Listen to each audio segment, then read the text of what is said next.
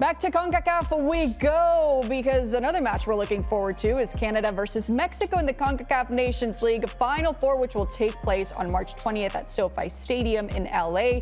Jesse Marsch will look to make an impact for Canada, not only in the Nations League, but beyond, and he sat down with our Sebastian Salazar. Let's talk about the place you're at now, Canada. Are you still riding the high of Copa America, or is it a different moment now in terms of focus turns towards the World Cup? No, I mean, Copa America, I think, provided us with a platform to create what we want to become, you know? Like a mandate, sort of? Well, no, I mean, more like it gave us time together. Than the players could feel early on that what we were doing was going to be beneficial. How do you know that? As a coach, you can really? see by the way they respond in training, by the way they understand what we're trying to create, by the way they play in the matches, you know. And look, even with Copa America, I joke a lot because I think before the Uruguay match we scored one goal. Yeah, the friendlies running up, there wasn't a lot of signs. We won one game. You know, no, there were signs of good football, but there weren't a lot of goals and there weren't a lot of wins. But the team you could see was developing. And so for me, the Venezuela game was outstanding. The Uruguay game was outstanding. And then since then, I've challenged the team to not just pick up where we left off, but actually pick up ahead of where we left off each time we get together. And the best way to do that is to apply the things that I'm trying to teach them, incorporate with them, even in their club lives, which is a delicate balance. But they've come in every time, and they've outperformed, and they've pushed every time, and it's a pleasure to coach this team.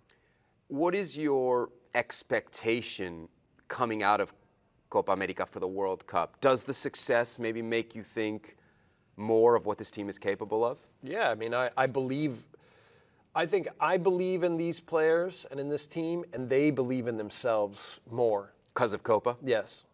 But I think because of the last 9 months, 8 months, whatever it is. What did you do early on? Like you're kind of the MAs in the men's space. Like she takes over the team, the U.S. women win gold 10 games later. You had no time with this team. Yeah, no, look, my time in Leeds, I think, provided me with an understanding of how to transition a team into what I wanted to be.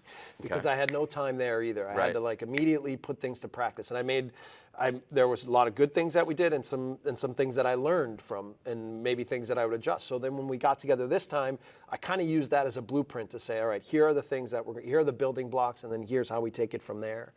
And again, we have an intelligent group. We have a very committed group. They love playing for their national team, and things came together. And the other part is they have the qualities to play the way that I like to coach a team. And this is one of the reasons why I took this team, right, is because I believe that, and it's turned out to be true.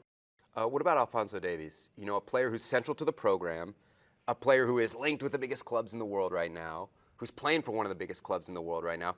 And yet, if you listen to punditry, I think people would say that Alphonso is not having the year this year, or 24, that he had maybe in 22 and 23. Where do you think Alphonso's at in his career? I totally disagree. Really? I think he's one of the most... Is he playing his best football in his life right now? Yes, and he is one of the most important players to Bayern Munich. Really? And he plays every minute of every game that he can possibly play. And that's one of the reasons, even in the November window, that he didn't come in, because he was completely exhausted. Vincent Kompany trusts him, I would say, almost more than any other player he has on that roster. And one of the things that I've always thought about Alphonso, and he and I have talked about, even in him becoming captain and a leader in the national team, is he hasn't been essential to the makeup of Bayern Munich. I know a little bit about that team. Okay. I know a lot of the people that help run that club. I know what it's like to be there. And they've always relied on guys like Thomas Mueller, Manuel Neuer, Kimmich. Yeah.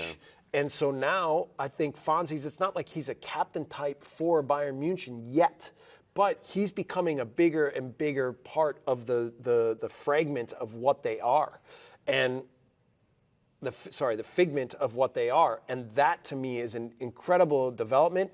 And for me, he's performing at a very, very high level. It sounds like then to you, you'd want him to stay at Bayern. I think it wouldn't be bad for him to stay at Bayern, especially if he can continue to establish himself this way. But look, Real Madrid. with all these guys, I don't. Sometimes they'll call and ask me, and I'll just say, look, here from my perspective, and having some experience of being in Europe and knowing a few of the different people at different clubs. Here's what I know. These are the good things. These are the challenges of that. And if they ask my opinion, I give it. But otherwise, I just support them. And I want them to be successful. And you have to understand, a lot of these Canadians are maybe a little bit different than the Americans. It's not as much a middle and upper middle class sport in Canada, right? It's a little bit more from the families and the working class and from neighborhoods where you have to fight to establish yourself. And so for a lot of them, the ability to earn and create a career and provide for their families is really, really important. And so I just want to help support them in any way I possibly can for them to achieve and be the best they can be. Would you like to see, whether it's Alphonso or one of your players at a club, though, like Real Madrid, would that be an important step for Canadian soccer? I mean, not to say Bayern Munich isn't big, but Real Madrid is. But Real Madrid is the biggest club in the world. We know that. And Man U, these are the two clubs that Alphonso's linked with. There's benefits and challenges to each one of those, right? And for sure, what you want is you want to be in an environment where you're trusted, but you're challenged. And right now, I think Phonzie has that with Bayern. So if he chooses to stay there, what would Man U be? Well, I think we can all see that Man U is probably 2-3 years off, and maybe even longer, from being something that everyone can really rely on. And Real Madrid is obviously the biggest fishbowl in the world. So, if he went to Real Madrid and was able to be successful and a big part of what they're doing there, this would be an incredible experience for him. But I still think Bayern München is up there with that category of club too. All right, thanks to Sebi. A lot of things to break down there, but a lot of talk about Alphonso Davies and the level that he's playing at right now. Do you agree with how Jesse Marsch is seeing Phonzie at this moment?